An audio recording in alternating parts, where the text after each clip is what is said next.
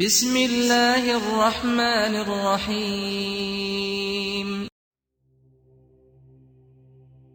قال رب اشرح لي صدري ويسر لي أمري واحلل عقدة من لساني يفقه قولي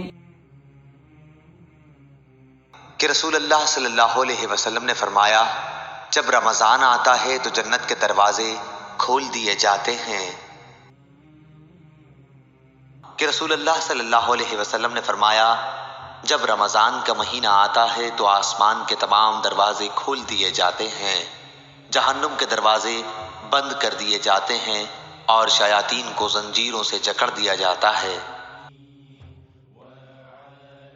Narrated by Abu Huraira R.A, Allah's Messenger peace be upon him said, when Ramadan begins, the gates of paradise are opened. Narrated by Abu Huraira R.A, Allah's Messenger peace be upon him said, when the month of Ramadan starts, the gates of the heaven are opened, and the gates of hell are closed, and the devils are chained. صدق اللہ العظیم.